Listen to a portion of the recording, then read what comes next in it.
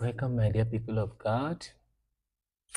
Today we shall be looking at a very vital topic that has to do with a nation as it pertains to leaders who are already there or who wants to be there, and also leaders in different regions, leaders in general. Now, the title of the topic is Leadership in a Fast Changing World. Rethinking Values in the Age of Economic and Technological Growth. Let me begin by saying this. We are living in a very interesting time. Everywhere we look, something new is happening. Technology is moving faster than our thinking. What we learned yesterday is already outdated today. Economies are growing, systems are expanding, and opportunities are increasing. And yet, in the middle of all this progress, many people are still struggling. Families are under pressure.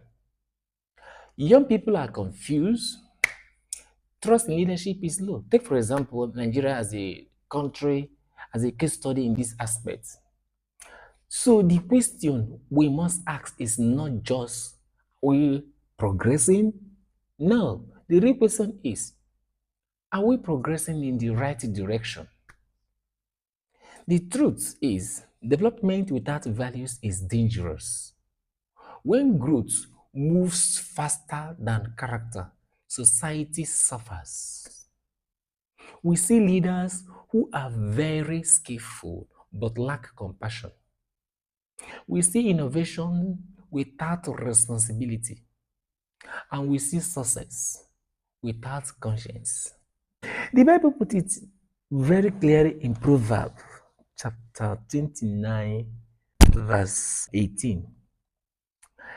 In Latin, it says, Ubi visio nura ext, populus perit, meaning where there is no vision, the people perishes. Vision here is not just about plan projects. It is about moral direction, knowing what is right and staying committed to it. There are other big questions our leaders perhaps in a nation like ours.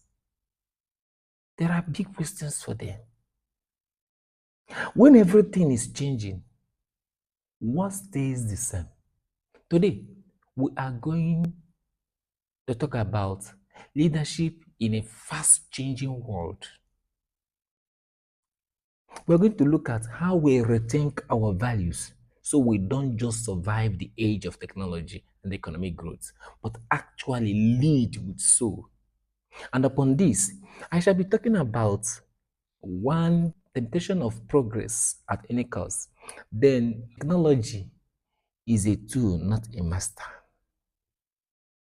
Or then the next one is rethinking our values. Is it rooted or is it rigid? Rethinking of our values. Now, take for example the first one, the temptation of progress at any cost. In a world obsessed with growth, it is easy to treat people like data points or tool for profit. Get caught up in the how fast and forget the why. Leadership was never meant to be about position alone. True leadership is about influence and responsibility. Leadership isn't just about efficiency, it is about stewardship. It is about understanding that whatever power you have is given to serve others, not to exploit them. The Bible reminds us in Mark chapter 8, verse 36 that for what does it profit a man to gain the whole world and forfeit his souls and loses his soul? Saint Pope John Paul II warned us about this in his encyclical Sensimus Annus. He basically said that if we let the economy become a god, we lose our humanity. He reminded us that the person is the protagonist of our economic and social life. The takeaway. If your leadership strategy doesn't start with the dignity of the person next to you, it is not true progress. That is why wisdom is more important than intelligence. Intelligence can take you far, but wisdom keeps you grounded. In Proverbs 4, verse 7, for example, it says, wisdom is the principal thing. Therefore, get wisdom. Wisdom helps a leader ask important questions. How will this decision affect people? Is this progress sustainable? Are we building systems that include everyone? These are the basic questions leaders should ask in every aspect of our life.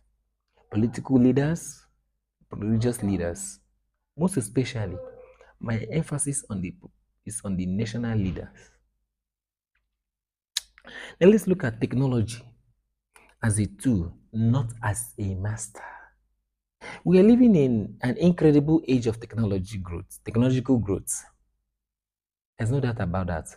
AI, automation, instant connectivity, etc. These are gifts, but great thinkers remind us to keep them in their place. For example, a great philosopher Blaise Pascal once said, in Latin language, he says, "Minia problemata humanitatis es hominis incapacitate oriento quiete in corbiculo solo sedere." What does that mean? Of all humanity's problems stem from man's inability to sit down quietly in a room alone. In a fast-changing world, the most valuable leadership trait isn't tech savviness, it is discernment. Pope Francis, in Laudato Si, speaks about the technocratic paradigm. He warns that just because we can do something with technology doesn't mean we should. Leaders today needs the courage to ask, does this tech serve the human spirit, or does it just make us busier? Now let us also look at number 3, as I said before, rethinking our values. Is it as rooted? Is it as rigid? To read rights, we can't be rigid. That is refusing to change. No, no. But we must be rooted, knowing what is unchangeable. Now, let's think of a tree in a storm. The branches move. That is our method. The branches moves. That is what? Our methods. But the roots stay deep. The roots of the plant stay deep, deep, deep. That is our values. So the branch is our method, the root is our values. It should be deep in us. There are these core values I personally considered for modern leaders. Number 1 is solidarity, not just networking, but truly realizing we are responsible for one another. Then I also look at subsidiarity. Don't micromanage. Trust people. Let the people closest to the work have a say. The last but not the least is humility. In a world of personal branding, the greatest leaders are those who serve. From faith perspective, leadership rooted in God reminds us of humility. Jesus said something very powerful in Mark chapter 10, verse 43.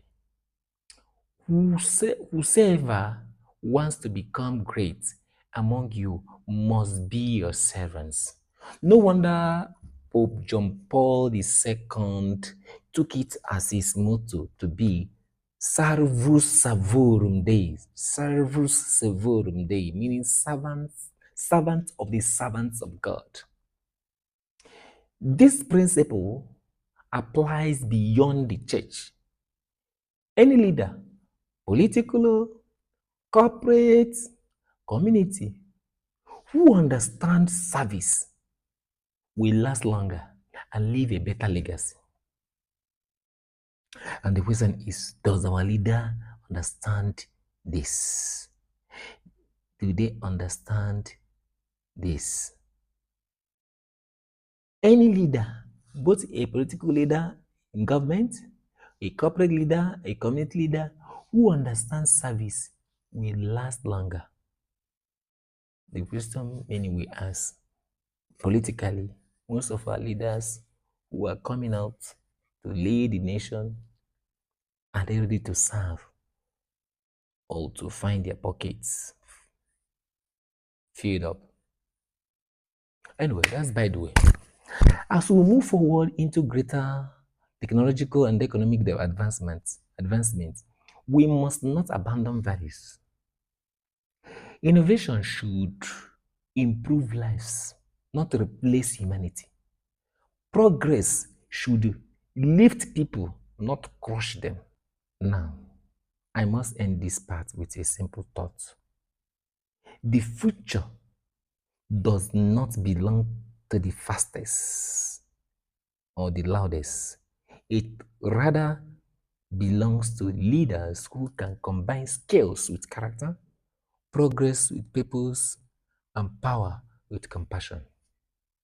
This is all I have for you for today. I pray you take time to go through this, listen to it over and again. If it pleases you, share to others. Take gifts to our leaders in various offices. It may end up touching one or two of them. The journey of thousands miles begins with a step. If one person begins to make changes in his leadership, in government, in various offices, before you know what is happening, the nation will become a better place. It has to begin with a person. Personally, it begins with me. So help me to share in various social media. Thank you very much.